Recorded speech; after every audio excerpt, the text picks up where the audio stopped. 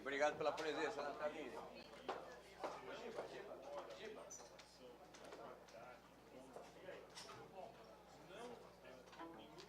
Eu tenho a comissão da...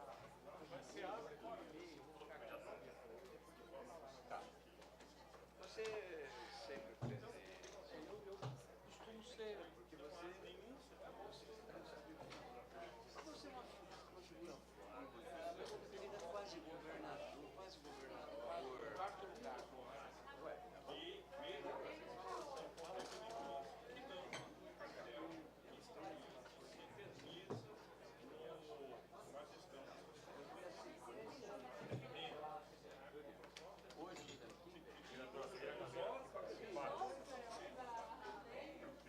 Vereadora Natalina, médica, Adriana é médica também da área, veio colaborar aí,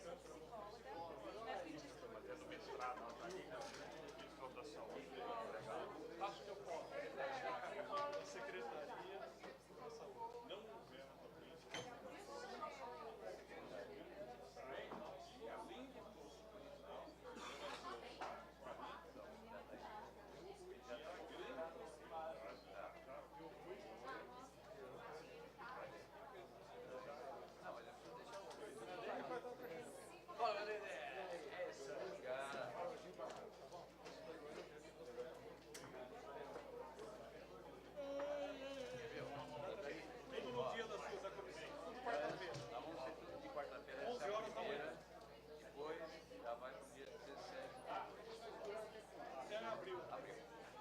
Termina com a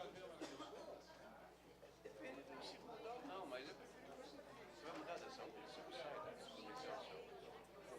Agora as sessões do bom, mas aí depois a gente vê. Deixa eu falar uma coisa.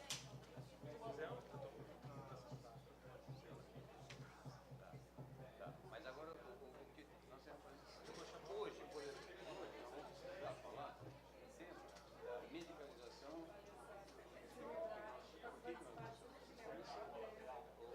que nos assustou, então nós precisamos, as primeiras reuniões são aqui para mostrar dados, elementos que ocasionaram essas sugestões. Então é o Rui que vai mostrar isso e a Secretaria da Saúde tem. E a Secretaria de Saúde vai mostrar o que eles estão fazendo e o que eles pensam sobre isso. O Zé Rubens. Ele fez o negócio até do Davi. de Alcântara,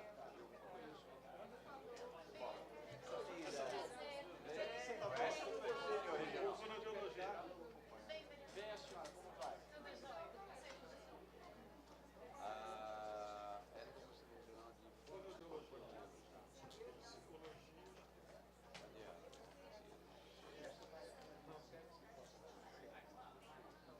Não, vamos mobilizar. Pode deixar. Às 3 horas, você sabe? Mas eu vou. Ô Zé. Numa piscina, você espera que vai. Não, vai todo mundo, vai ter que mandar Não, vou com faixa. Mais, até mais. Vamos mobilizar. Não, mas eu vou. 20 mil? Não, você é de saúde, você não chama. Leva. Pode deixar. Vou levar faixa. Já teve? Tá todo mundo aí? É a Patrícia Bezerra. Não, mas é só para combinar, para você saber o que é, para você não ficar... Nós dois, são 3.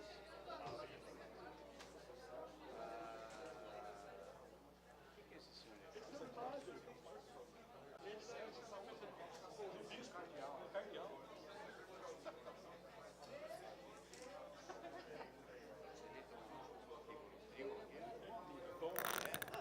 Ajuda pra caralho. Amigo. Bom. Chama o Rusa. Tem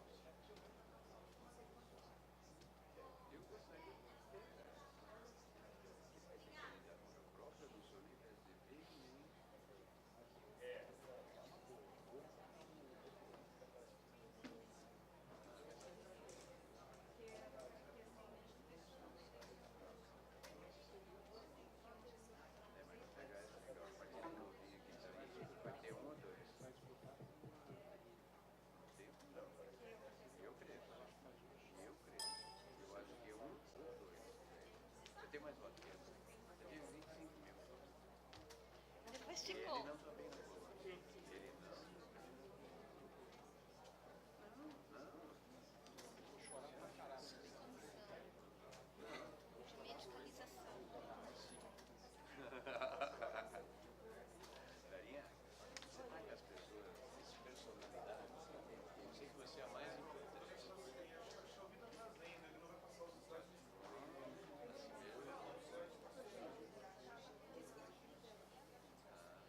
Mas ela, ó, se alguém chegar e falar democracia, democracia, ela não tem, que nem ela tá ali.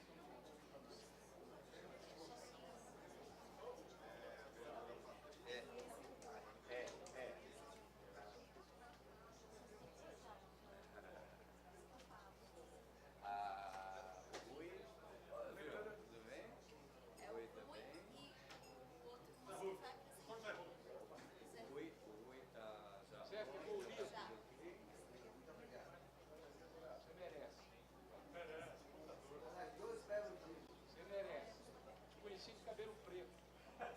Mas ele tem cabelo. É, Você sabe que o mês que vem eu faço 42 anos. Informado, né? E eu 41. Você é bem mais velho que eu. você se formou quando?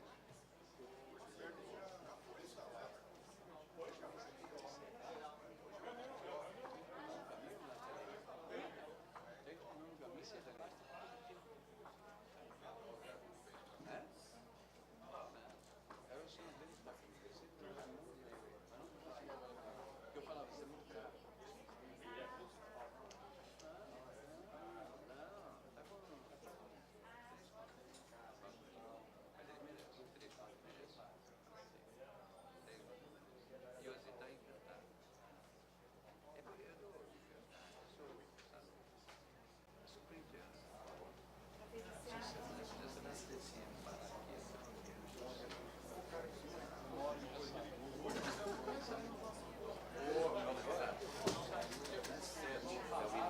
não, você fala, sim, sim.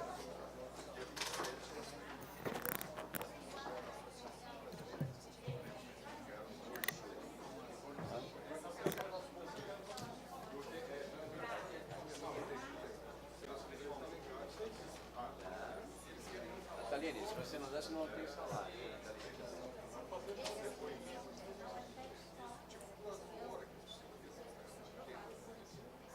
Ah, então... Mas pode aprovar com dois, pode.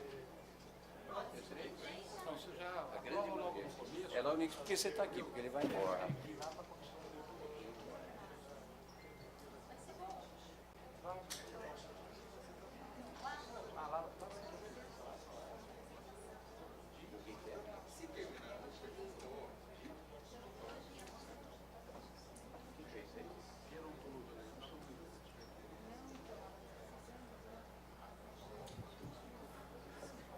Prezados amigos, quero cumprimentar todos vocês, agradecer a presença de todos nesse evento, nessa primeira reunião da subcomissão sobre medicalização. Presidindo nos termos do artigo 43 do Regimento Interno, declaro abertos os trabalhos da primeira reunião ordinária da subcomissão da medicalização, tendo como pauta a apresentação e considerações sobre o tema é analisar de forma crítica o processo de medicalização da vida cotidiana no campo da educação e da sociedade. Informo que essa reunião está sendo transmitida através do portal Câmara Municipal de São Paulo, no endereço www.câmara.sp.gov.br. Link Auditórios Online. Quero comunicar aqui a presença do nosso querido vereador, atuante, médico, Gilberto Natalini, que faz parte desta comissão. E como ele tem um compromisso em uma outra comissão, porque, Natalino, como eu falei ontem, a Comissão de Saúde, ela é muito atuante, muito atuante. Hoje os membros estão indo, uns em alguns setores, alguns prédios municipais de saúde, outros tratando também sobre saúde. É brincadeira. Eu estou muito orgulhoso de fazer parte dessa comissão que temos como presidente o vereador Alberto Calvo. Rubens Calvo, desculpe. Eu queria que o nobre vereador fizesse umas primeiras considerações, Nataline, por favor. Obrigado, presidente, vereador Aníbal. Queria cumprimentar vocês, todos aqui, representantes, na pessoa do padre Mildner, que representa o cardeal Odilo Scherer aqui entre nós, tem aqui vários dirigentes de conselho, lideranças, enfim. Eu quero parabenizar a Vossa Excelência pela proposta que o senhor fez na Comissão de Saúde de criar essa subcomissão. Estava passando da hora da Câmara Municipal se debruçar sobre esse assunto. Por quê? Porque a medicalização, o abuso da medicalização no Brasil e em São Paulo é um assunto muito grave. Eu sei que o que pautou foi um assunto particular e específico, mas o uso de remédio pelos brasileiros sem necessidade, hoje mesmo está nos jornais, não sei se vocês viram, o uso de antidepressivo no Brasil aumentou 11% nos últimos anos. A crise econômica afunda e o pessoal afunda junto e vai no comprimido de remédio para tentar resolver um problema que é da economia e da política. Então, eu queria, então, dizer que é muito importante, eu vim a teu convite, estou aqui, eu participo, acho que, de 8 comissões na Câmara, não tenho tempo nem para ir no banheiro, só de vez em quando, mas eu quis vir porque é um assunto que me diz respeito, eu sou médico, em exercício da profissão, tenho meu consultório, tenho meu voluntariado há 40 anos, prescrevo para os pacientes, mas com muita parcimônia. Às vezes o doente briga comigo porque eu me nego a dar remédio. E, às vezes, o paciente sai... É mais fácil pegar a receita e receitar qualquer vidrinho para ele e não brigar do que dizer para ele explicar toda a missa que aquilo não é necessário. E, às vezes, eu prefiro explicar a missa. Então, eu tenho essa conduta. Além disso, eu uso muito fitoterápico. Muito. Eu acredito em fitoterápico e uso muito fitoterápico na minha clínica do dia a dia. Por quê? Porque o abuso de medicamento, de medicamento tradicional, vamos dizer, no Brasil, é muito grande, a automedicação, e os médicos, como às vezes não tem uma formação direito e faz a coisa mal feita, prescreve muitas vezes sem necessidade. Então, a comissão procede, vereador Aníbal, eu vou fazer parte dela, vai ficar aqui o Ivan, que me representa aqui na comissão. Eu sei que a discussão vai ser muito boa, porque tem gente de alta qualidade aqui, está o Zé, tem outras pessoas aqui que eu conheço, que são pessoas de alta capacidade, vai ser muito bom, mas eu vou ter que ir ali para a Comissão do Idoso para dar coro e abrir a Comissão do Idoso, que sou membro também. 1h30 eu tenho que estar ali. Para encerrar a minha participação nesse primeiro dia, os outros, nós estamos alterando a data, né? Para quarta-feira, eu acho que não tromba com nada, eu posso vir, tá? E não vou mais fazer isso. Para encerrar, eu queria convidar vocês, mais uma vez, que não estavam aqui ontem, para dia 27, das 15 às 18 horas, na Praça da Sé, na Escadaria da Sé, nós vamos fazer um ato, uma panfletagem. A gente não está falando em baixinho, panfletagem é uma coisa meio esquisita, né? Mas nós vamos fazer um corpo a corpo com a população, com o material, para alertar sobre a questão do mosquito Aedes aegypti, e da dengue e das outras doenças. Então, o padre já está prometendo para nós. O padre, quando promete, não pode furar, porque, né, aí perde um pouco a moral na praça. Então, está prometendo levar um grupo de pessoas. O vereador Aníbal está dizendo que vai levar, nós vamos levar. Pode ser que a gente tenha lá 100, 150 pessoas para abordar os paulistanos e levantar essa fofoca do mosquito que está ganhando a guerra. Aqui tem o sindicato dos fonos, né, das fonoaudiologias, tem o sindicato da psicologia, conselho, perdão. Porque estava o sindicato dos motoristas aqui na outra reunião, me desculpem. O conselho de fono, teve na nossa reunião segunda-feira o Donini, que representa o fórum dos conselhos, ele é da veterinária. E também está aqui a psicologia, né, presidente? Está aqui? Se vocês puderem aderir, depois combina com o Ivan, com o próprio padre Mildred, ou com o meu xará ali, que é assessor do vereador Aníbal, para vocês engrossarem esse caudal. Desculpa aí, eu vou ter que me retirar, Não, mas não. fica o Ivan. Peraí, você tem uma meta ainda a ser cumprida? Tem que votar porque nós temos um requerimento, número 8 de 2015. Vamos lá. Como é de minha autoria, eu peço ao nobre vereador que leia o requerimento para colocarmos em votação. Senhor presidente da comissão, esse requerimento é para a comissão de saúde lá, mas é para a subcomissão? E é feito para o presidente lá? É isso? Tá. Requeiro a essa douta subcomissão de medicalização que seja aprovado o requerimento da Secretaria Municipal de Saúde, tendo como objeto o oferecimento de informações relativas à quantidade liberada por judicialização do medicamento Concerta e outros medicamentos por ordem de ações nos anos de 2013, 2014 e 2015. Vereador Aníbal de Freitas, autor. Os vereadores que forem favoráveis à aprovação desse requerimento permaneçam como estão. Está aprovado. Obrigado, Jean Natalini. Viu, vereador? Já que você aprovou o Joaquinzão, o senhor está dispensado. O Joaquinzão, que era presidente do Sindicato dos Motoristas, fazia assim nas assembleias dele, aprovava tudo, porque não dava tempo da oposição.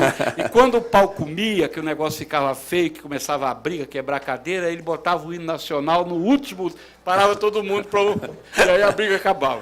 Tá certo. Com licença. Tá, boa Obrigado, tarde, Natalini. Bom, pessoal, vamos compor essa mesa e eu queria chamar algumas personalidades aqui, e sendo que todos aqui são importantes, mas eu queria chamar aqui o padre João Inácio para que componha a mesa Miloner, da Arquidiocese de São Paulo. Eu queria chamar a Cibele Siqueira, do Conselho Regional de Fono Audiologia. Os nossos dois palestrantes, Rui Orayama e José Rubens de Alcântara Bonfim, por favor. O Conselho Regional de Psicologia já chegou? Não. Temos mais algum membro de algum conselho? Do sindicato? Vamos lá. Bom, enquanto isso...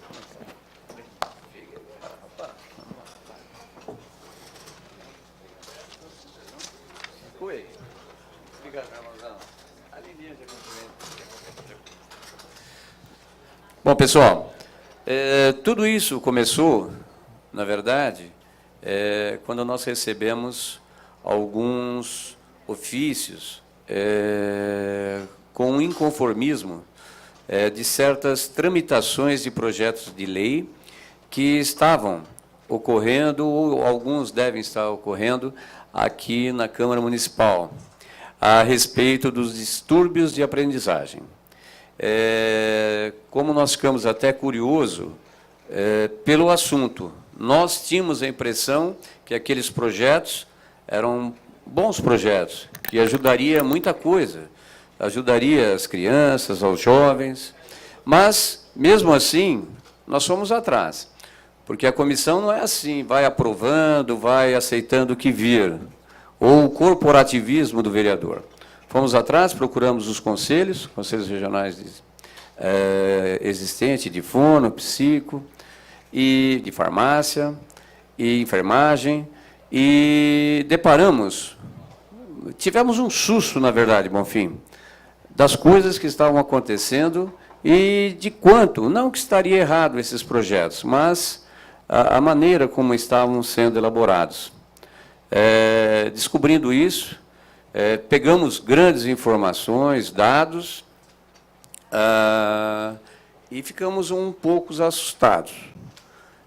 Quando a gente fica preocupado com cocaína, com crack, com essas coisas todas que tem por aí, nós temos um mal maior. E esses medicamentos são vendidos aleatoriamente. Todo mundo se medicaliza.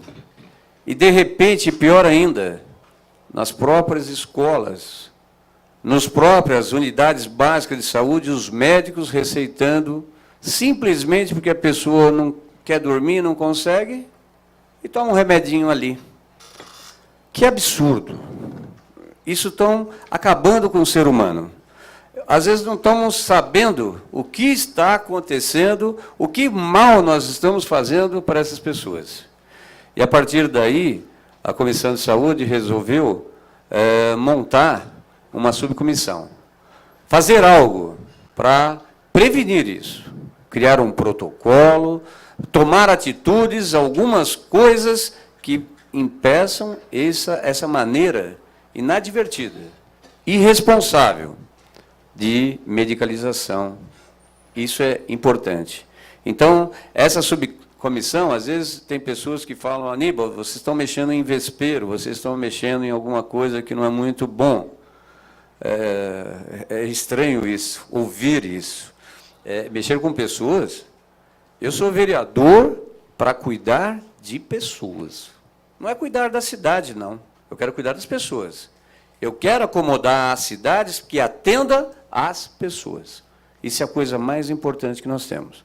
Então, vamos sim, doa o que doer, o que vir pela frente, pouco importa. Mas, desde que nós tenhamos um resultado positivo e que essa subcomissão seja bastante produtiva. Eu quero ver bastante motivação das pessoas, os próprios conselhos virem aqui maciçamente em prol dessa causa muito nobre. Ok? Eu quero chamar aqui o Arnaldo Ribeiro dos Santos, da Profem. Arnaldo, por favor. Quero agradecer a presença dele. Aí a Maria Rosinete, do Conselho Regional de Psicologia, que foram um dos conselhos. Por favor, assuma aqui. Esse é o nosso lugar, na verdade, porque, graças a vocês, que nós estamos fazendo isso. E mais ainda, graças a todos esses conselhos, que eu fui conhecer o Rui, que faz parte do Fórum de Medicalização. 5 anos já de fórum, né, Rui? Então, é isso. Agora, qual que vai ser a nossa sequência? Então, primeiro, eu vou dar a palavra ao Rui. Ele vai fazer uma apresentação do que está acontecendo, para que vocês tenham o conhecimento, através de números, né, Rui?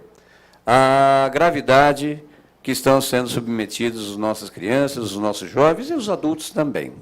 Rui, eu não sei, a tua apresentação vai ser com data show, a palavra é sua. Quero agradecer aqui a casa, né, principalmente essa subcomissão, o nome do vereador.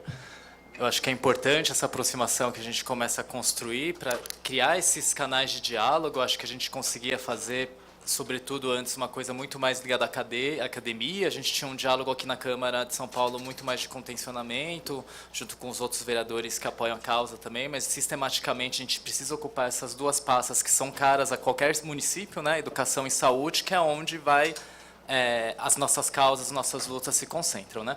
Você pode passar para mim, Jaqueline? Eu acho que antes de a gente começar a falar o que é medicalização, como o próprio Aníbal já mencionou, que se trata aí de um vespeiro, a gente precisa começar a especificar um pouco o que é esse vespeiro, né? Então, quando a gente está falando sobre medicalização, a gente está falando sobre uma série de outros equipamentos e outras influências, outras tensões que estão no cotidiano da sociedade, né? Rui, será que é bom apagar aqui, Dan? Porque acho que não dá para enxergar.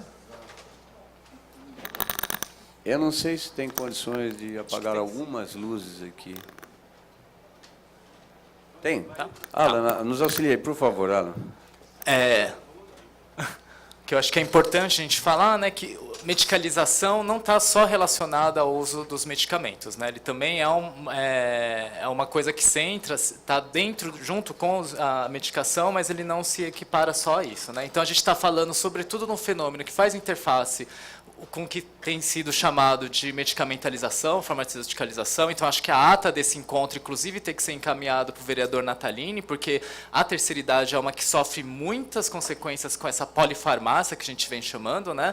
Então, eu moro aqui na região do Saúde, perto daquelas grandes redes de farmácia de medicamentos genéricos, e assim, você percebe que dentro da vida de uma pessoa de terceira idade na cidade de São Paulo, essas idas às farmácias, começa a se tornar um pouco de sociabilidade, né? Então eu fico imaginando o que é uma cidade onde as pessoas vão encontrar amigos na farmácia, né? Então a gente precisa repensar também essa nossa relação, pensar a nossa relação, sobretudo com os produtos de saúde que vão para além da indústria farmacêutica. Então a gente tem desde os alopáticos, fitoterápicos, as terapias alternativas, né?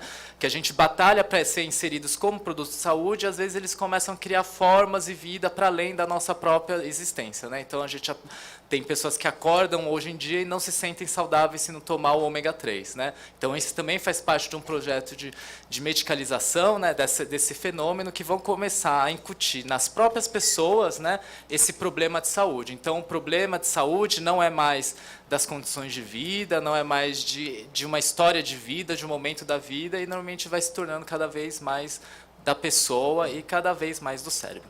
Pode passar para mim agora, o Alan que está indo.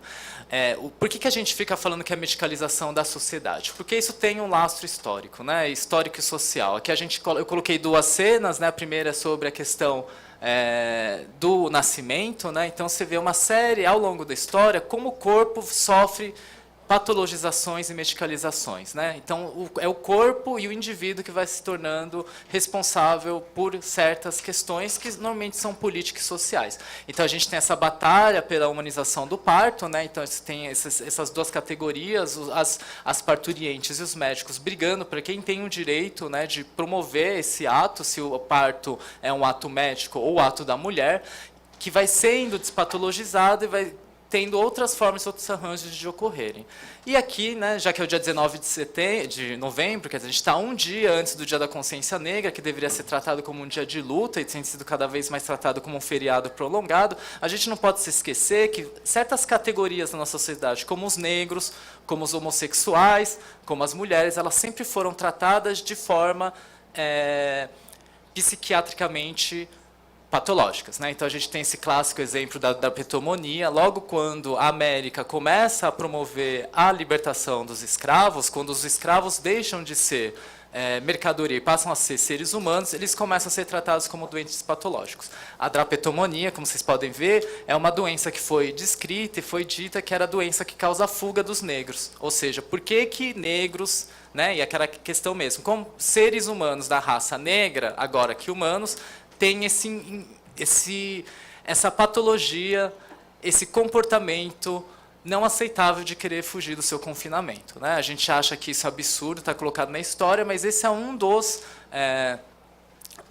transtornos psiquiátricos que, reformados, eles entram de novo hoje para a população carcerária. Existe todo o estresse do confinamento, que também é tratado de forma patologizante, medicalizante, muitas vezes com a gente chama de contenção química, né? Então a gente vê esses movimentos, essas lutas históricas pautadas desde a população negra, da população LGBT e das mulheres, para elas deixarem de ser tratadas, os negros como doentes biológicos, né? As mulheres para deixar de ser a histeria como uma doença psiquiátrica, e os homossexuais para tratar a sua opção sexual como orientação e não como doença patológica, como era até a década de 90 com o homossexualismo. Pode passar. Só que eis que a gente vem, e por isso que o Fórum sobre Medicalização da Educação e da Sociedade permanece ativo na luta há 5 anos. Porque esses tipos de estereótipos e de patologizações, ele adentra no ambiente da escola de forma muito fácil, né? Aqui a gente coloca aqui 2 exemplos, né, que são escalas que são distribuídas para os professores, para eles irem fazer uma busca ativa entre seus alunos de crianças com transtornos de déficit de atenção e de aprendizagem, né? Então a gente tem o SNAP 4, que é uma adequação um pouco mais simples e um instrumento técnico operacional para os professores, para eles verem se os alunos deles têm um nível de comportamento agitado, aceitável e, né, comum para uma criança, ou se eles já estão no nível patológico. E entre as questões que a gente vê nesse questionário tem esse, né, que evita, não gosta ou se envolve contra a vontade em tarefas que exigem esforço mental e prolongado. Então, cabe ao professor olhar na sala dele se tem alguma criança que tem algum tipo de perfil desse. Aí a gente fica imaginando uma sala de 40 alunos, 35, a depender da escola, se a gente vai encontrar isso com que frequência, né? Praticamente quase todos os alunos vão ter esse tipo de resistência. Ainda mais numa segunda-feira de manhã, aí tem aquelas brincadeiras. No dia de chuva, num dia de muito sol, né? Eu acho que o humor das crianças, assim como o humor do professorado também, ele vai variar com certeza, e a gente fica se perguntando para que a gente gente vai tentar quantificar e colocar esse tipo de dado como score. Lembrando que são todas questões dentro desses questionários, são questões subjetivas que vai principalmente partir do ponto de vista e da experiência do próprio professor, né? E se a gente está vendo isso como uma atividade, esse é um questionário que é distribuído largamente em todas as escolas, a gente também vê outras ações que são entendidas como promoção de saúde, né? Que é isso que esse tipo de associação vem fazendo, que vai falar sobre a importância de fazer uma identificação precoce do déficit de atenção, a gente vê isso acontecendo em outras áreas. Pode passar, por favor? Esse é um clássico um quadro, né, que foi, eu já não lembro direito a época, mas era bem no começo do fórum, que vai falar sobre a promoção da dislexia, né, que foi até dos sistemas conselhos, e aí acho que é importante a gente pautar isso, porque isso não é, que acho que aqui como a casa também já tem esse histórico, quando o fórum vai conversar com os legisladores, com os grupos profissionais, a gente vai sempre com essa ideia de criar discussões e consensos, ou alternativas de lidar, né? Acho que as verdades elas nunca precisam ser absolutas, mas aqui é um clássico exemplo que os fonoaudiólogos começaram a perceber que de repente a dislexia também podia ser uma questão que eles conseguiam acolher. A gente não tem dúvida, né, que os profissionais de saúde conseguem acolher esse tipo de demanda, esse tipo de problemas de aprendizagem ou esses problemas que acontecem dentro do ambiente escolar. A questão é que existe uma diferença entre fazer um acolhimento, né, e fazer um tratamento com uma busca ativa desse tipo de questionamento. Aqui a gente vê um clássico, esse é o clássico o exemplo que a gente mostra, né, porque quando o fonoaudiólogo acha que ele pode fazer o tratamento da dislexia, ele precisa primeiro estar convencido que dislexia existe e é um problema que precisa ser tratado, né? E aqui o exemplo mais engraçado é porque entre uma das palavras que o Conselho Federal expôs para colocar o problema da dislexia é a palavra esporte com X, que de fato existe na língua portuguesa. Então, onde é que está o problema, né? Eu acho que esse é um exemplo clássico, porque fora de contexto, o problema individual do aluno e até a letra, né, até a palavra, ela não faz sentido. A gente não sabe se aquele problema do aluno que escreve errado é alguma coisa de uma tradição dentro da família, assim como eu, que troco o LR à torto e à direito, né, porque eu tenho família japonesa, se é um problema só de entendimento, se no momento ele está falando esporte, de exportar uma foto para o Facebook, ou se está falando de esporte do time futebol de São Paulo, né? Então a gente precisa sempre colocar as questões dentro dessa multifatorialidade de visões. Só que aí o que acontece? Quando você não começa a fazer esse tipo de questionamento, a gente vê esse quadro. Pode passar, estava certinho. A gente vê esse quadro. Em 2013, o Brasil importou 1.820 quilos do cloridato de metilfenidato. O cloridato do metilfenidato é a substância da onde você vai produzir a Ritalina e o Concerta, que são as duas substâncias manipuladas e vendidas no Brasil. Cada caixinha, né, normalmente eles são vendidas aquelas formulações de 10 mgs, 20 mgs. Então a gente pode imaginar o que é ter 1.820 quilos importados no Brasil. Né? E a gente vê que isso, dentro do quadro mundial, a cada ano vai batendo uma escala de recordes. Né? Então, o recorde de 2013 foi a fabricação de 72 toneladas de metilfenidato no mundo. Né? E é interessante notar também é que essa evolução acontece com a diminuição do uso desse medicamento nos Estados Unidos. Ou seja, enquanto os Estados Unidos começa, junto com as pesquisas da indústria farmacêutica, a produzir outros psicofármacos para o tratamento de TDAH, no mundo todo, Brasil, Alemanha, França, Finlândia, vai começar a usar esse tipo de farmacoterapêutica. Pode passar. Esse é o gráfico que vai mostrar, então, como que se deu a venda da Ritalina, Concerta e Venvance, que são os 3 medicamentos que estão liberados para tratamento de metilfenidato, para tratamento do TDAH no Brasil, e vai mostrar que desde 2008, quando surge o Sistema Nacional de Gerenciamento de Produtos Controlados, a venda desse medicamento cresce, né, com algumas quedas, sobretudo na época onde teve incêndio da Shire, eu acho, em Diadema. Mas existe aí uma tendência cada vez maior, né, num país que vem discutindo o fortalecimento do Sistema Único de Saúde, vem discutindo promoções de saúde, né, que se tem campanhas nacionais que são para além do sistema público, que é nacional, pensando na questão do álcool, pensando na questão do cigarro, você vê esse uso cada vez maior de psicofármacos indicados para criança. Pode passar, por favor. Esse daqui é um gráfico clássico que vai mostrar que esse medicamento ele é utilizado sobretudo a partir do segundo semestre, quando normalmente você vê essas tensões que vão permear o ambiente escolar entre aluno, cuidadores, pais e os professores, os trabalhadores da educação, eles vão tornando contornos mais críticos, né? Quando você começa a pensar que o aluno pode repetir, esse tipo de tensão, você vai vendo que o consumo vai aumentar. Mas o que chama a nossa atenção é que se em janeiro de 2010 você teve 34 mil caixas vendidas no Brasil, em 2014 você teve 78 mil. Ou seja, a cada ano o consumo é maior e o consumo contínuo é maior também. Para qualquer um que gosta, se entrar lá e vai procurar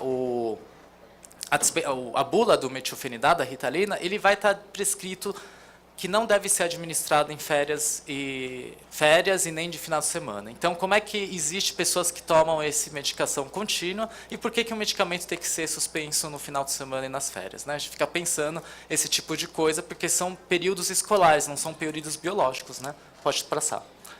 Então, é que a gente vê a importância do município de São Paulo e do Estado, né, aqui na presença do Conselheiro Estadual de Saúde também, é que a gente vê que São Paulo tem um caráter de liderança. Né? A gente ganha, está no ranking de primeiro lugar no consumo e na compra de Ritalina, seguido dos outros estados do Sul e do Sudeste. Né? Então, a gente tem aqui um cinturão muito feliz de pessoas que usam tarja preta para conseguir aprender matemática. Né?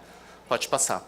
E aqui, pensando aqui na municipalidade, né? Aqui a gente vamos esquecer que as pessoas vêm de outro município para comprar aqui e as pessoas daqui vão comprar em outro município, pensando na Grande São Paulo. A Ritalina teve, no primeiro semestre de 2009, a venda de 1.569 caixas. Já no primeiro semestre de 2014, 30.671 caixas. Ou seja, tem um aumento de 3.000% nesse período. Né? E a gente fica se pensando qual é o caldo cultural, né? Qual é a sociedade, o que os paulistanos entendem sobre viver bem, pensando numa sociedade que deixa a criança e os adolescentes tomarem esse tipo de medicação. Pode passar. Eu acho que o resultado é isso. Né? A gente só deixa as crianças usarem psicofármacos à torta à direita porque nós, adultos, também somos cada vez mais dopados. Aqui é o gráfico da venda de clonazepam, que é o princípio ativo do Rivotril, na cidade de São Paulo só. Do primeiro semestre de 2009 para o primeiro semestre de 2014, a gente só teve um módico aumento de 1.500%.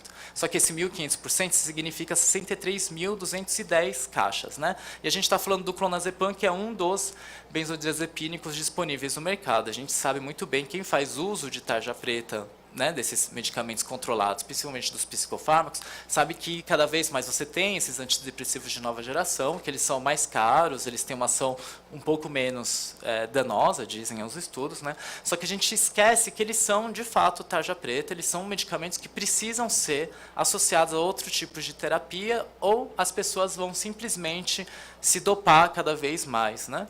Pode passar. Esse é o resultado que a gente vê se a gente coloca isso em proporção. Né? A venda de psicofármacos na cidade de São Paulo, pensando a cada 1.000 habitantes, fazer essa proporção, em 2011 você teve 5,8 caixas a cada 1.000 paulistanos de Ritalina. Né? E de clonazepam você teve 11,2.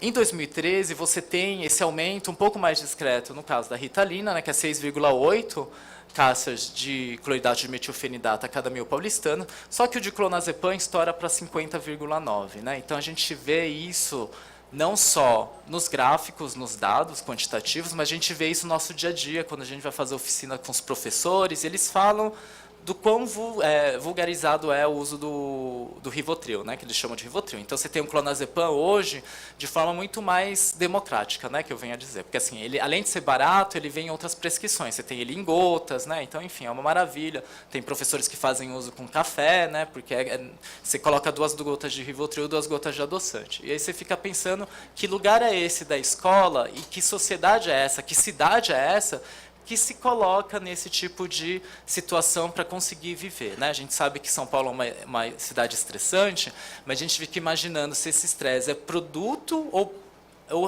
consequência do que a gente está fazendo. Né? A gente tem que, de que forma que a gente tem que lidar com esse tipo de discussão. Pode passar. E a gente sabe que isso está ligado com o mercado também, né? Em 2013, esse levantamento em 2012, o MS Health, né, que foi reproduzido pela Interpharma, vai mostrar que o Brasil consumiu, em valores brutos, muito mais Rivotril patenteado, sem contar os genéricos, do que o Buscopan composto, né? Então, a gente vendeu 113 milhões em Rivotril, contra 112 milhões de Buscopan composto, né? Então, a gente tem muito mais problema de cabeça, né, no termo vulgar, do que de cólica. Então, imagina que país é esse que a gente tem, ganhando também, novamente, o primeiro lugar no quadro mundial de fabricação de clonazepam. Pode passar. E aqui é um dado que a gente precisa sempre bater, né? Quando a gente está falando sobre discutir, colocar numa discussão democrática o que são esses distúrbios de aprendizagem, está falando sobre o mercado, inclusive, não só de produtos de medicação, né, dos psicofármacos, das terapias, mas também está falando de uma indústria de produção de dados científicos, né? Esse aqui é um ciclo clássico que a gente mostra, que assim, quando a gente vai buscar na base dos Estados Unidos os grupos e os centros que estão fazendo pesquisa sobre dislexia, sobre transtornos de comportamento na infância e adolescência, eles estão doando normalmente e financiando pesquisas que acontecem no Brasil, que vão financiar, não que financiam, mas que acabam promovendo grupos de promoção de direitos, né? Aqueles que a gente fala que são promoção de patologias, principalmente dos transtornos de déficit de atenção e da dislexia. Então, são as pessoas que elas começam a achar que estão com TDAH, porque tem um protocolo dos Estados Unidos que precisa testar uma nova farmacoterapia no Brasil, que começa a exigir do próprio governo, né, esse tipo de tratamento e de indicação, e por isso que esse tipo de projeto de lei começa a invadir as câmaras municipais, as câmaras estaduais, até o Congresso Federal. Pode passar.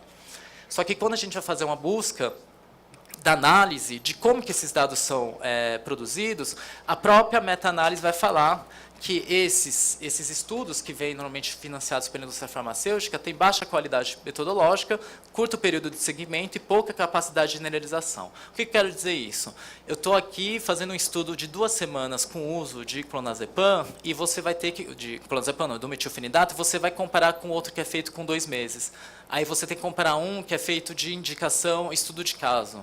Outro você vai fazer com quantitativo. Você começa a produzir dados para falar que a medicação é eficiente no tratamento, só que você não consegue sistematizar isso de uma forma mais robusta, né? Porque cada um que vai fazer essa pesquisa, a depender dos recursos, a gente sabe como é caro fazer pesquisa, né? Isso em qualquer lugar do mundo, você começa a cortar essas outras variáveis para você transformar esse seu dado um pouco menos científico, mas que tenha uma áurea científica, né? Vai ter argumento de validade. Pode passar. E aqui eu acho que é um pouco o que mostra aqui o requerimento que foi até emitido aqui na casa, né? Por que a gente está falando sobre esses processos de judicialização? Quando você tem esses psicofármacos indicados para tratamento, onde a própria bula fala que deve ser o último tratamento a ser indicado, você começa a colocar um âmbito de incerteza, principalmente para as políticas públicas, que vem a reboque evitando a compra compulsória desse tipo de medicamento. Então, você tem uma estratégia que vem sendo chamada judicialização, que na sua face mais nefasta, aquela que tem as outras nuances que são positivas, para a incorporação de tecnologias, mas na sua face mais nefasta, vão agregar advogados financiados pela indústria farmacêutica para a compra de medicamentos específicos, né, que é essa aqui, que são ações judiciais, as estratégias da indústria farmacêutica para a introdução de novos medicamentos. Quando aqui o vereador Aníbal fala sobre Concerta e Ritalina, a gente quer falar sobre isso. Enquanto um comprimido de Ritalina custa em média R$ 1,10, um comprimido do Concerta custa R$ 14,59. Né? Então, em 2 dias de tratamento com Concerta, você consegue fazer um mês de tratamento de Ritalina. Né?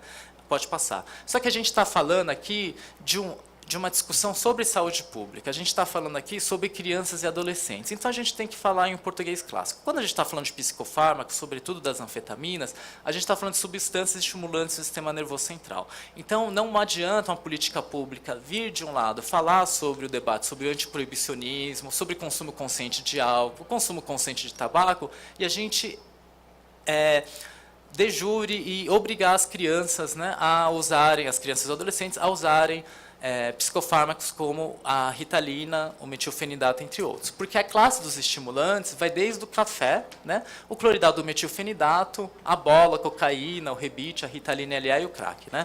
Então, aqui, esse esse gráfico aqui, essa ponte, que vai mostrar a ponte de hidrogênio, não lembro se é ponte de hidrogênio, enfim, que vai mostrar a diferença entre a cocaína e o metilfenidato, né? Que eles são substâncias muito similares e tem toda uma discussão no âmbito da literatura científica que não vai mostrar, não consegue diferenciar um ou outro, né? O que eles vão dizer é que a diferença que vai marcar o uso de um para o outro são ponderações sociais. E é uma coisa que os pesquisadores das ciências humanas observam. Uma coisa é você obrigar uma pessoa a usar uma anfetamina. Outra coisa é a pessoa usar anfetamina por lazer. Não é à toa, pode passar. Não é à toa que esses benzodiazepínicos, essas outras substâncias, como a Ritalina, vêm sendo cada vez mais utilizados de forma recreativa, né? Então, você vê que, a par e passo, o consumo que vem sendo compulsório nas escolas de Ritalina, ele vem sendo de recreação nos finais de semana. Então, o que a gente vê, inclusive, que é muito interessante, quando os jovens que estão no ensino médio, quando eles precisam de algum dinheiro para fazer alguma coisa, eles normalmente vendem Ritalina, quando são usuários, né, para os universitários. Então, você fica imaginando que a inserção desses alunos, além de ser por uma estigmatização, porque eles têm um problema psicológico, problema psiquiátrico, neurológico, neurobiológico, normalmente também começa a inseri-los dentro de um circuito onde eles só são gente enquanto negociantes ou, inclusive, consumidores de psicofármacos, né? Eu acho que pode passar. Eu acho que é um pouco isso que a gente tem, né? Eu acho que tem uma agenda grande para a gente discutir, esmiuçar o que é esses efeitos da medicalização, tanto na cidade de São Paulo como para a macro-região. Normalmente aqui eu quero agradecer o empenho dessa subcomissão aqui, que eu acho que vai ser importante para a gente pautar, para além só dessa discussão da Ritalina e para os outros psicofármacos que vêm cada vez mais, não só trazendo importantes discussões sobre o campo da judicialização na saúde pública, mas dos efeitos, né, que a gente está falando sobre alterações cardiovasculares, por pessoas que vão se tornar aí prováveis usuários do sistema público de saúde crônico mesmo. Obrigado.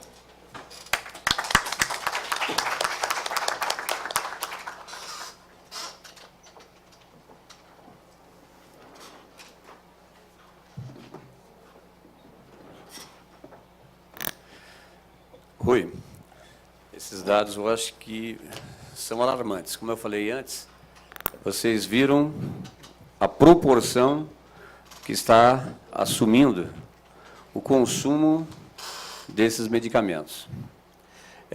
Eu queria convidar a nossa mesa assumir a doutora Isabel do Amaral Sampaio Castro, por gentileza, nossa promotora de Justiça da Infância e Juventude do Ministério Público de São Paulo. Fico muito feliz, nós convidamos o Ministério Público e ele está aqui presente, viu? Por gentileza.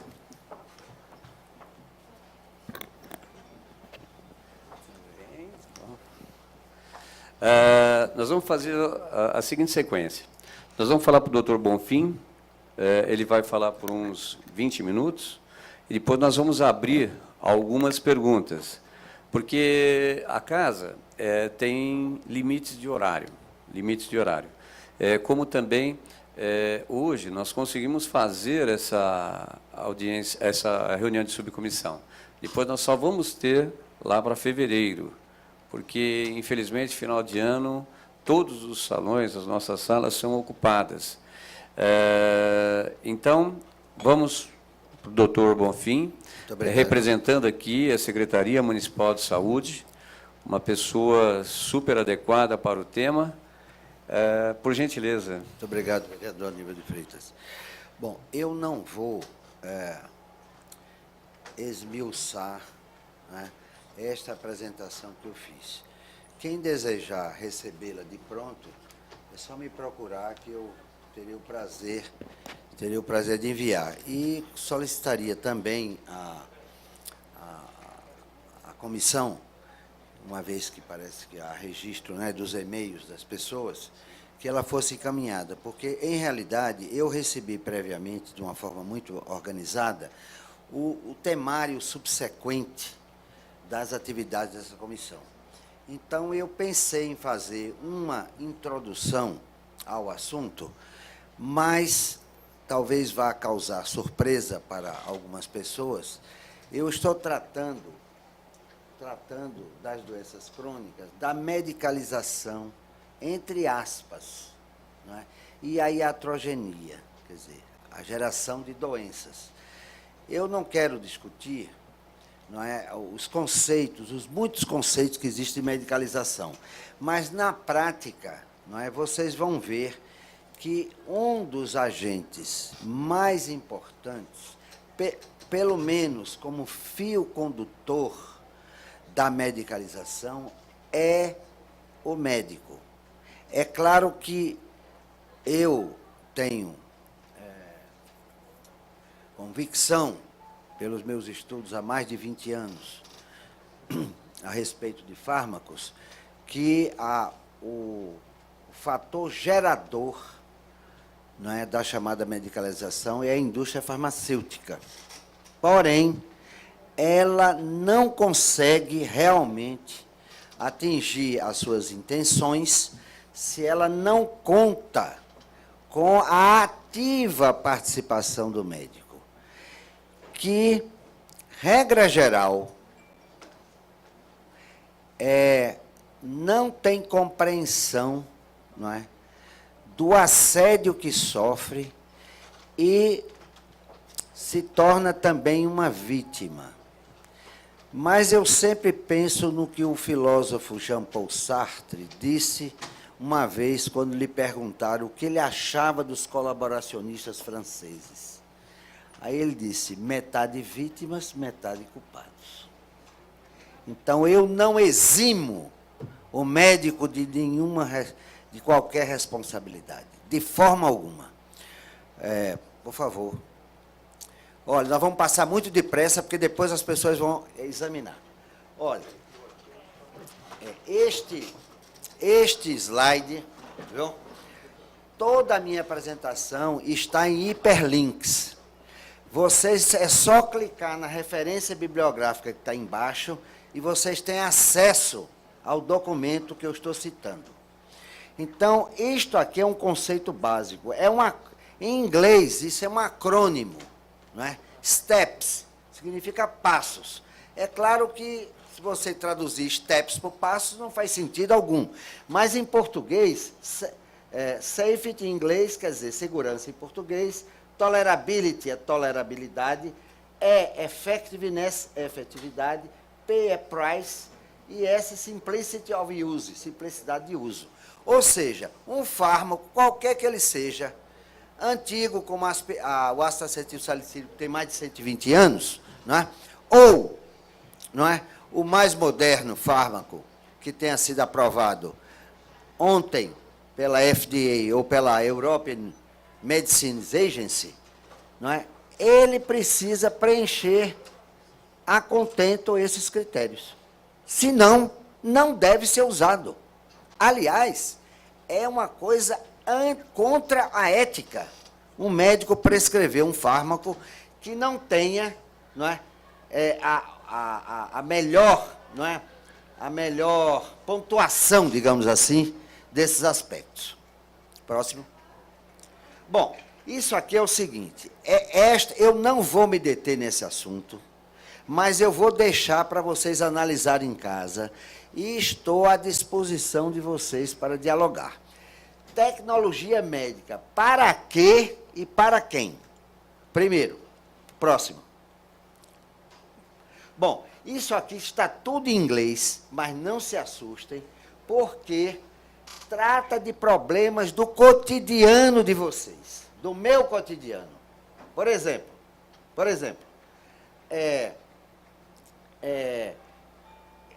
esse quadro fala de exemplos de afecções. Condition é afecção em inglês. Exemplos de afecções onde a tecnologia mudou a identificação da doença. É isso, doutora, que os operadores de direito, não é, especialmente os magistrados, não entendem. Eles, não é uma ofensa isso, os magistrados são ignorantes em medicina. Se eles fossem conhecedores de medicina, não seriam magistrados, evidentemente.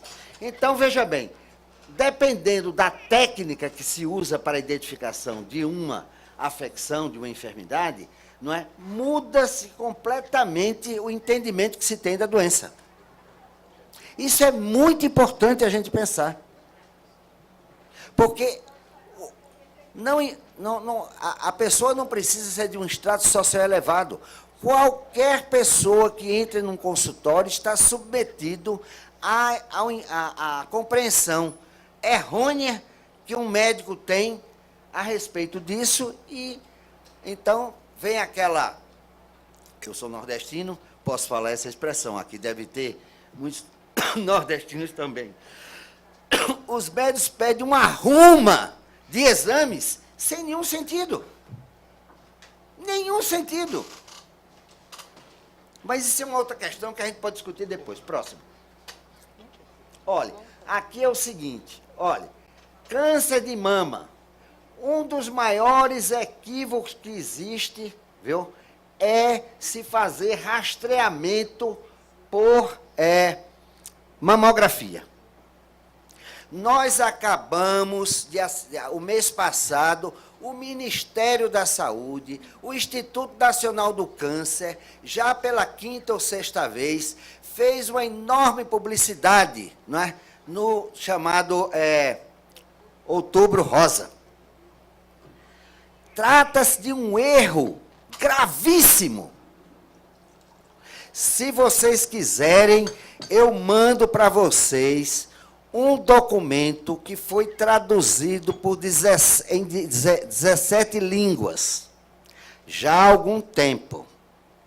Esse documento é do Centro Nórdico, da colaboração Cochrane.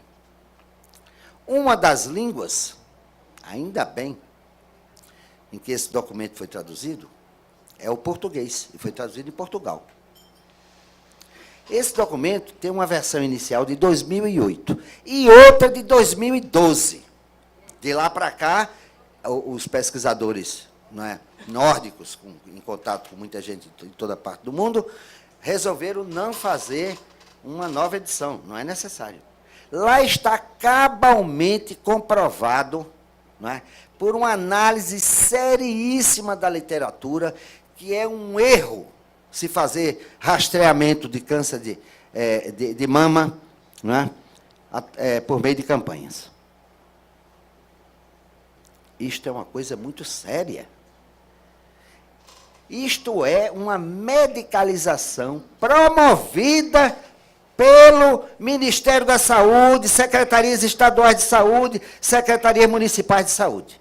Eu tenho certeza, esse assunto nós discutimos lá na Secretaria Municipal de Saúde, não é?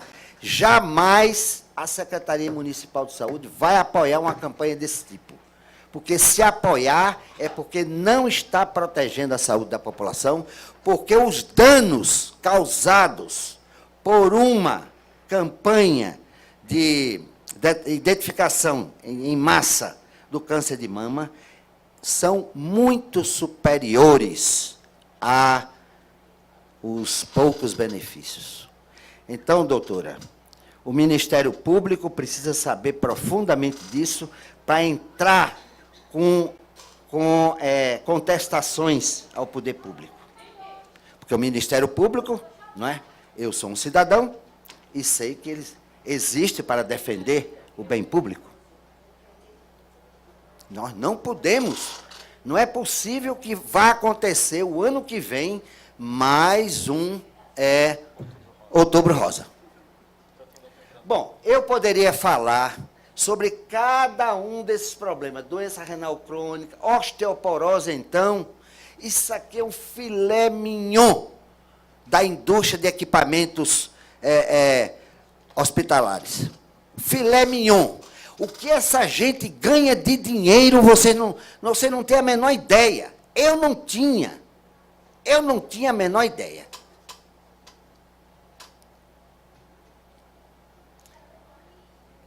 Bom, câncer de próstata, nem vou comentar. É outra besteira.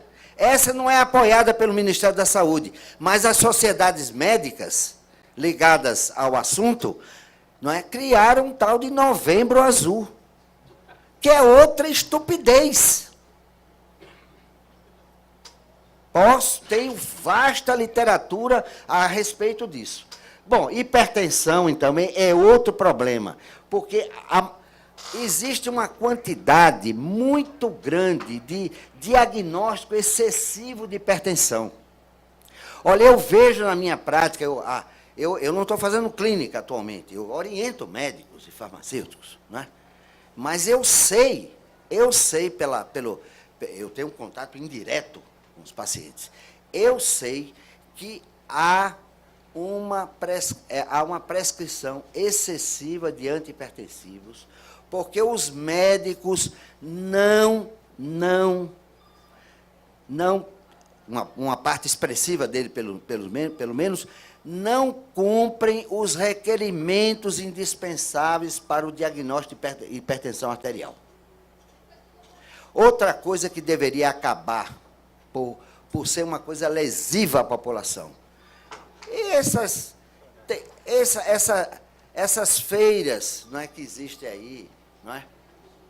Uma farmácia só poderia fazer aferição de hipertensão arterial se o farmacêutico fosse uma pessoa que se tornasse capaz de fazer o esfigmomanômetro. Não é. Hoje qualquer um pode comprar um esfigmomanômetro digital, de pulso, seja lá como for, e medir a sua pressão. Mas e daí?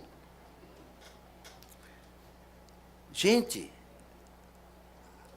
a medicina não é e jamais será, sabe, a matematização da vida. Os médicos, de um modo geral, eles estão em busca de números nas pessoas. Isso não tem o menor sentido. A função da medicina não é essa. Ou da prática médica. A função da prática fisioterapêutica, da prática de aconselhamento psicológico, não é essa. A prática médica, os médicos, eles podem curar às vezes. Curar às vezes. A maioria das doenças, os médicos não curam. Agora, a atitude de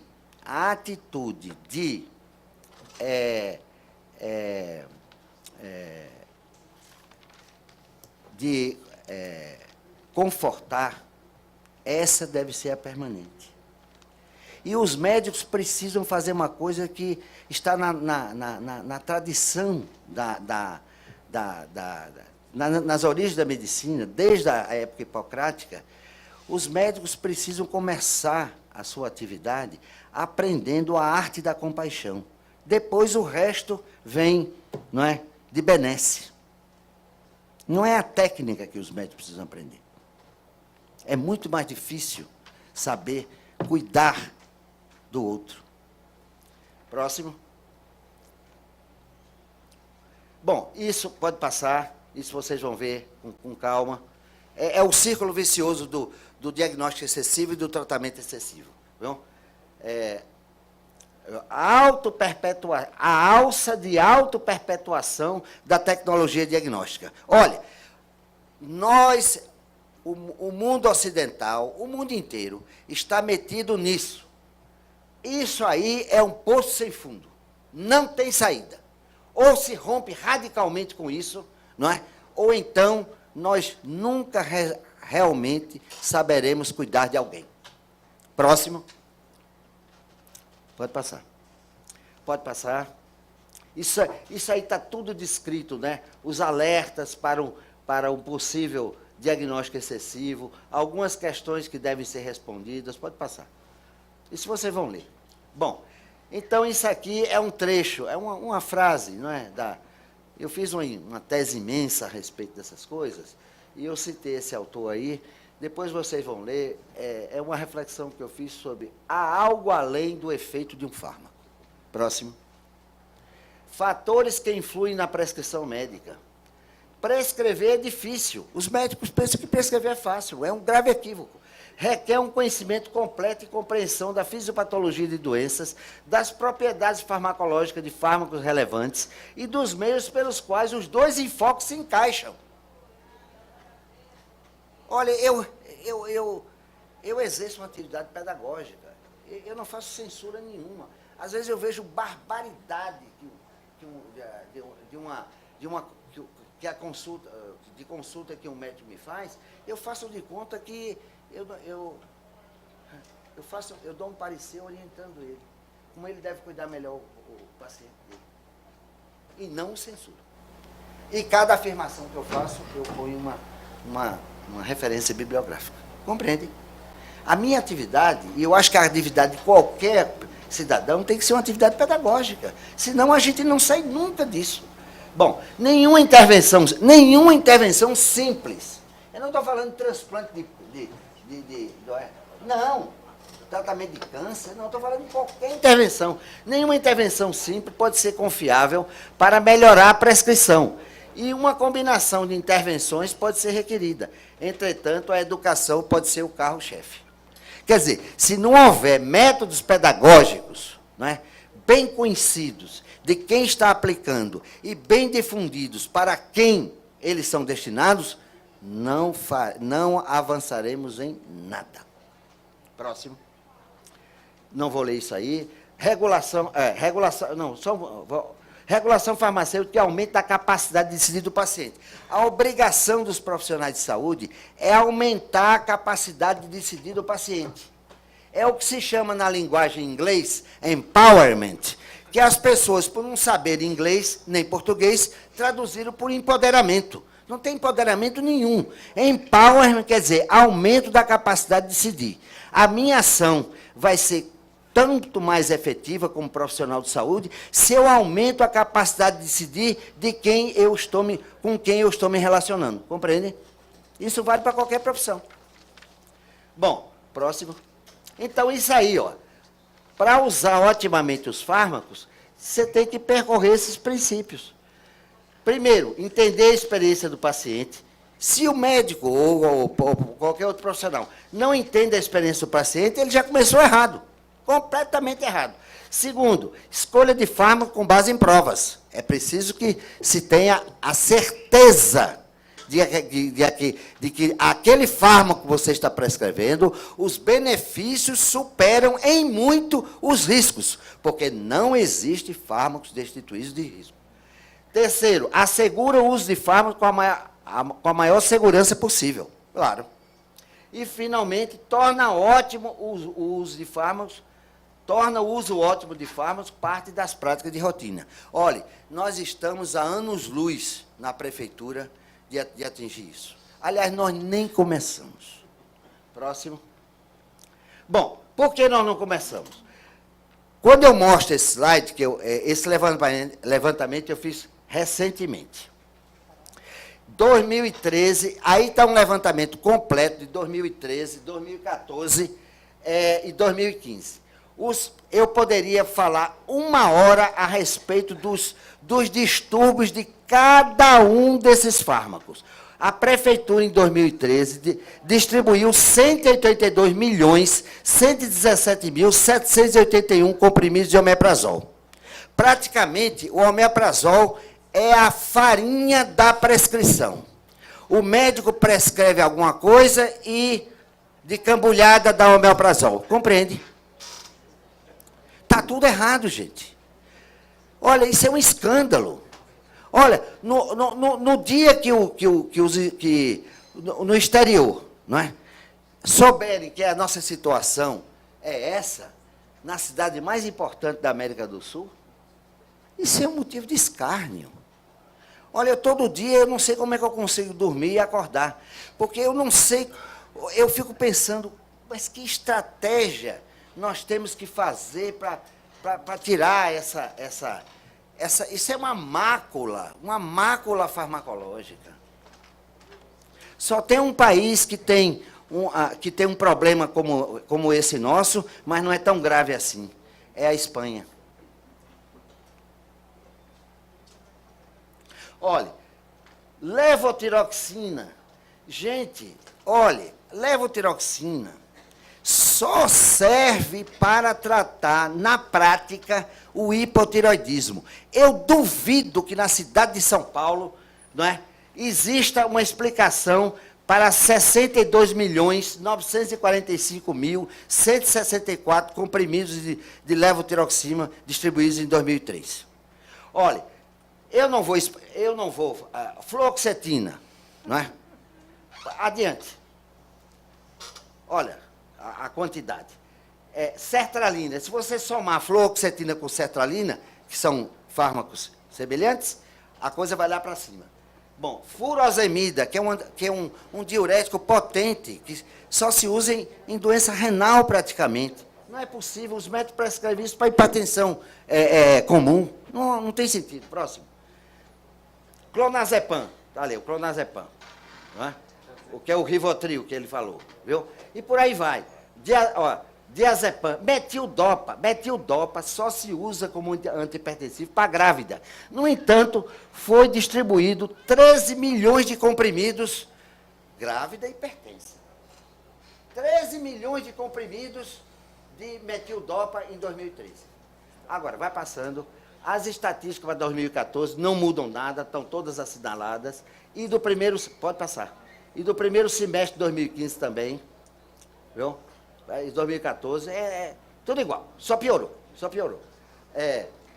2015, bom, isso aqui é a concepção de assistência farmacêutica da SMS, que vocês vão meditar sobre isso. Próximo, vai passando. Pronto, aqui é o seguinte, isso aqui é o que é muito importante. Como vai se discutir farmacovigilância, e no Brasil não existe farmacovigilância. Em nenhum lugar do Brasil. Nem na secretaria que eu trabalho. Porque depende de muitas coisas. Ninguém sabe que efeitos os remédios estão causando nas pessoas. Mas, às vezes, um desenho vale 1 milhão de palavras. Eu coleciono cartoons, naturalmente, quase todos feitos fora do país, a respeito do assunto. E aí, esse médico chega na cabeceira do doente, isso é um cartoon americano. Menos de 1 em 10 mil. Na verdade, cerca de 1 em 14 mil apresenta esses efeitos colaterais. Dificilmente alguém tem esses efeitos. São extremamente raros. Você deveria estar muito orgulhoso. Próximo. Já terminei. Sim. Olha, isso aqui é o seguinte, é uma homenagem que eu faço para um grande clínico que morreu em 1934. Nome de hospital do Rio de Janeiro e, naturalmente, o nome dele aparece em sambas do Rio de Janeiro. Mas nós precisamos conhecer a vida dele como educador, como médico e como educador. Ele foi brilhante. A obra dele nunca foi reeditada. Nunca. Ele disse, de uma época em que os farmacêuticos, não existiam farmacêuticos, eram chamados de boticários. Estou falando, esse texto, eu tenho naturalmente na íntegra, viu? Esse texto foi escrito há 90 anos atrás. Eu peguei só a primeira frase e a última. Vede que na garrafa entrou toda a botica, só faltando o boticário. A imaginar como ficou tonta a natureza para atender a tantas ordens ao mesmo tempo. Cuidado! Pela simples leitura de uma receita, se julga a cultura de seu autor. Não é um sábio? E eu acho o seguinte, próximo. Aqui está a minha tese. Não se impressione com o volume dela, 763 páginas, é porque tem muita coisa de material empírico que eu tinha que demonstrar, não é se os médicos estavam prescrevendo bem ou não. Próximo. Isso aí é um agradecimento que eu fiz aos colegas que me deram esses dados. Muito obrigado.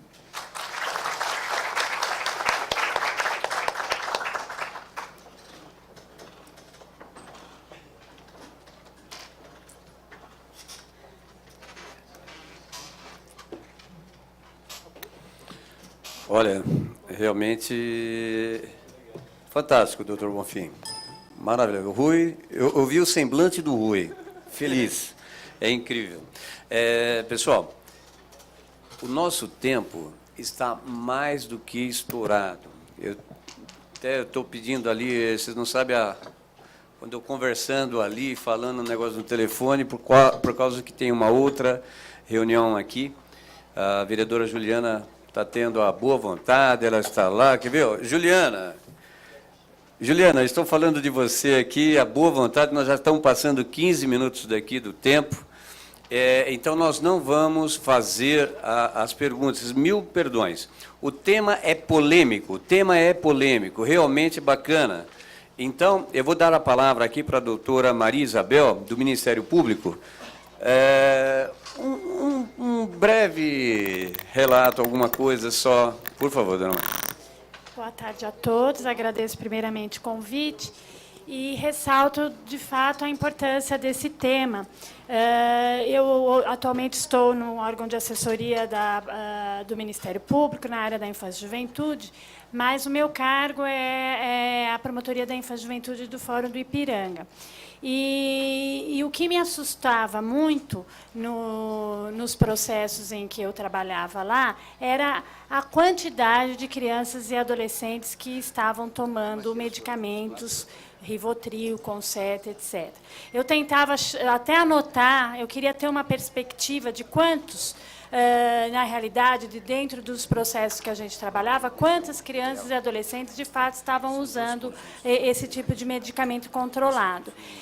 Não consegui fazer essa minha caseira pesquisa, mas era algo que, de fato, me assustava demais. A impressão que eu tinha era que a grande parte, acho que tipo mais de 90% dos processos, tinham sempre uma criança ou um adolescente ingerindo uma droga dessa. E o que assim, de uma maneira muito superficial, né? Mas o que eu vejo é exatamente essa prescrição desenfreada me dá a ideia de que realmente estamos num mundo onde, como não temos tempo e nem paciência para trabalhar as diferenças individuais, a gente busca a homogeneização do ser humano, né? Então, toda criança tem que ser igual, todo adolescente tem que ser igual, e aqueles que fogem um pouco do padrão, a gente dá uma droga, porque aí ele fica dentro do nível que, sob a minha ótica, é o mais recomendado, né? Então, assim, eu acho que a gente tem... eu gostaria de ter mais até oportunidade para realmente participar dessas discussões. Tenho grande interesse nesse tema. Vi com grande satisfação essa portaria da Secretaria Municipal de Saúde de São Paulo, onde estabeleceu um protocolo de dispensação.